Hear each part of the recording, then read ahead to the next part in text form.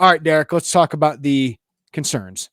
And it's all on offense, isn't it? This team shot their 20% from three. Derek, you crunched the numbers out of here, and the free throw shooting wasn't much better. So, what of that is your biggest concern?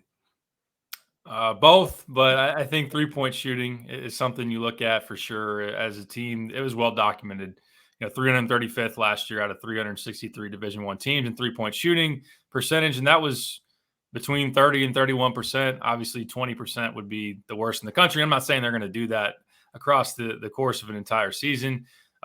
Yes, you were missing Marcus Damask, who can be one of your better 3-point shooters, but it's got to be better. You got to be able to be having defenses go out to the line and respect you. Otherwise, lanes are clogged up for Terrence Shannon. You're going to be able to crash in on Dane Danger when he has the ball in the post. And you just have some non-shooters like a Ty Rodgers. Sincere Harris was willing to take threes. He didn't make them. Even Terrence, who's a guy who's been kind of streaky as a three-point shooter, and at least he was last year. I think a big question as you look for him being, an alpha dog as can he be a first-team All-American? Like, he shot a career-high 38% from three his last season at Texas Tech. Yes, it was more of a spot-up role. He wasn't asked to do as much in terms of being the one scoring option number one. But last year, he's 31% on the season, sub 30% in Big Ten play. And across the board, Illinois just really struggles shooting the three. You're 3 for 25 in that first game right off the bat. I do think it's of note, and I'm not making excuses for him, but it is different. It's not apples to apples like an in-season trip to Vegas, how you prepare for a game versus going to Spain. So, like, I think it's notable that you're in Vegas, you're there the day before the game, T-Mobile Arena, you practice. Then day of the game, you come up, you have a shoot around, and then you return and you play the game. Here on these foreign trips, you show up and play the game. You don't practice in between. You go on tours and you eat fancy dinners and whatever.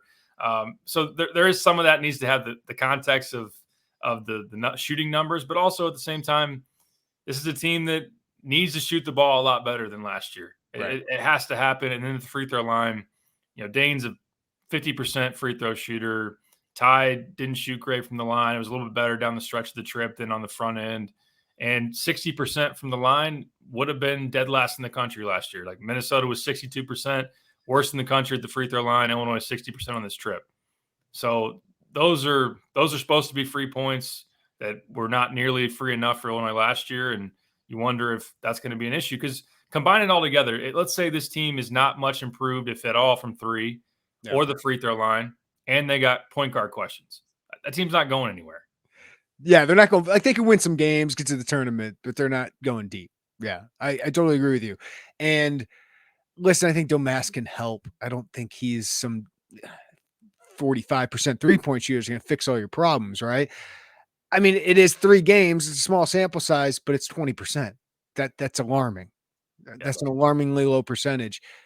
The free throws, I think I might be more concerned about, though, because 79 threes is too many. Like, this team should not be shooting 25 threes a game like they were last year. Like, they shot too many threes last year because they were bad at it.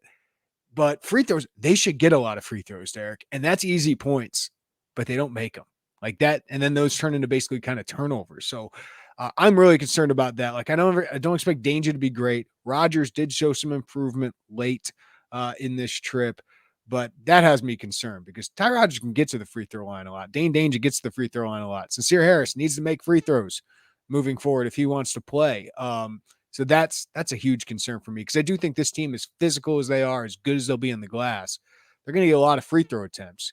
Can't shoot 17 for 31. No, and like Quincy Guerrier is someone that you expect to get after on the offensive glass. That usually leads to some fouls inside. He only shot 4 for 10 from the line on this trip. And I do like Terrence is darn near an 80% free throw shooter. You look over the course of his collegiate career, a guy that is obviously getting fouled a lot. I don't worry at all about him going to the free throw line and making them. But beyond that, guys that will be at the line, like you said, Ty, Dane, Guerrier's got to make them better. But Dane is 50%. Ty was below that last year. Sincere, small sample size. I think he was 2 of 10 on the season, maybe from the free throw line last year. Those are things that Yeah, they can kill you. They're essentially turnovers. Yeah. They're turnovers, in a lot of senses. And even Coleman Hawkins, Coleman Hawkins has talked. I know Brad has his hyperbole sometimes, using elite and whatnot, and has said that Coleman's an elite shooter.